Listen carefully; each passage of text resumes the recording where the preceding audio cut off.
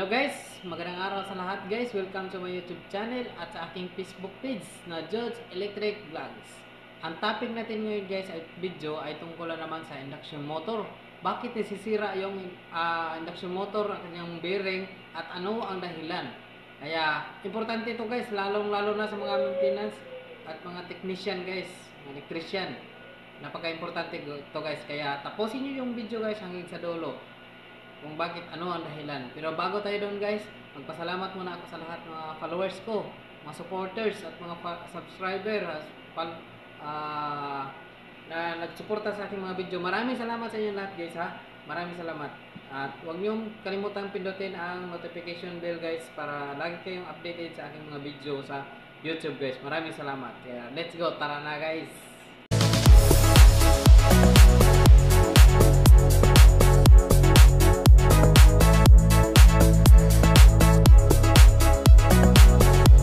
Ito na po guys ha. Yan, tinanggal niya lang yung lock. Pero pakinggan nyo guys yung explanation ng technician guys. Yung gumagawa nito. Kung anong dahilan kung bakit siya masasira guys ha. Paano? Ha? Nasusunog. Ha? Nasusunog. Nasusunog? Yung grasa niya? Okay. Yung one yan sir. Ang reason yan kasi sir, may body ground dapat. Walang body ground? Walang body ground. Tama. Ang kanyan kasi, purpose ng body ground, di ba BFD driven ka? Oo. Ang BFD kasi sir, dahil pag-start mo yan, nababari na ito. Kakaroon yan tinatawag nilang excess current yan sa dito tumatalon. Shop papunta dito. Kaya na. Ngayon, pag maganda pa ang grasa, okay pa. Pero pag yung tawag nito, yung natunaw na yung grasa mo, di ba? Mainit naman talaga to. Tapos pag tumigil, pagbuboring yung grasa, yun yung kahit gasaan mo kasi yan, ganun pa rin mangyari niyan. Gasaan mo, mawawala yung tunog. Magbilang ka lang ng ilang araw, balik ulit yan.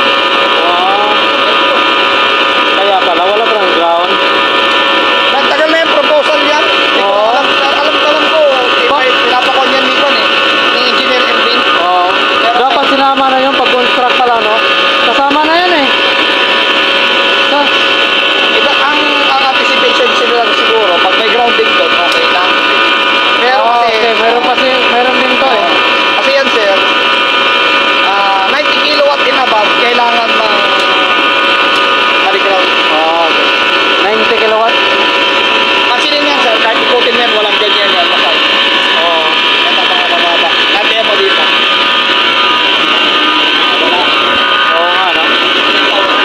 Kasi sir, mababa lang to. 55 kilowatt lang ata mo eh.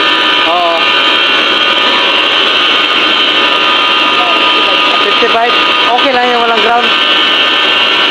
Pero malaki ano, mas maganda pa rin. Talaga mayroon. Maganda pa rin. Pero hindi niya requirement kasi hindi requirement na natin. 90 lang talaga yung may kuhan talaga. Sir, pag 90 kilowatt dinabab yan, meron niya ang ganyan na yan. Okay, body ground. Nakaspang na talaga eh. Pero wala problema yung winding niya. Yung winding. Hindi mo yan nakakuha. Hindi ko basta naba. Hindi mo basta nagagamit. Check ko lang sir. Sige sir. Guys, sabi ng technician, masasunog daw yung grasa. Ang dahilan, dahil sa excess na kuryente o voltahe guys, na hindi na itapon papunta sa ground guys. Kaya yun, nasusunog yung grasa niya at apektuhan yung bearing. Kaya naman guys, yung mga ibang motor guys ha, walang mag-body ground yan. Ito naman ay tatanggalin na yung bearing na sira. Inuna mo na lang yung mga clip ring, mga lock, tinatanggal nila. Ayan. Yan yung kontraktor natin sa Grand Foss. So, yung nagpapalit yung mga bearing sa motor. Ayan. Mayroong gamit din sila dyan na pantanggal dyan sa bearing. Hydraulic puller ang tawag doon. Napakadali yan guys. Yan yung tinatawag na hydraulic puller. Diba?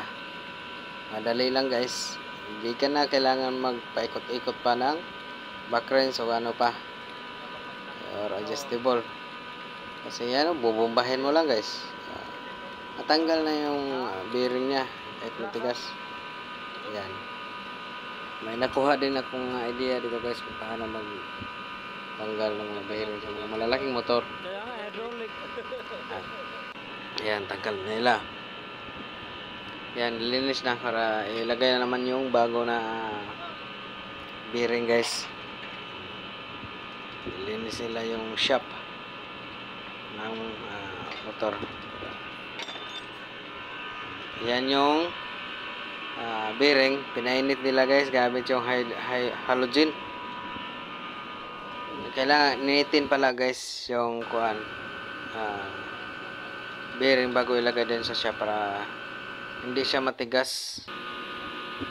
Yan, mas madali siyang ipasok doon sa shop niya guys. Okay, importante pala yung initin, yung tamang-tama lang na mahawakan lang.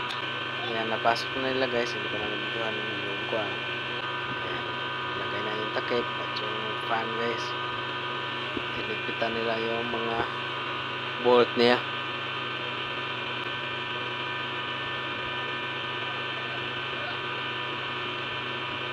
Guys, kung nagustuhan nyo yung aking mga video guys, paki-like at i-share na lang guys. At kung lagi kayong gustong updated sa aking mga video sa YouTube, pindutin niyo po yung notification bell. Maraming salamat sa lahat guys.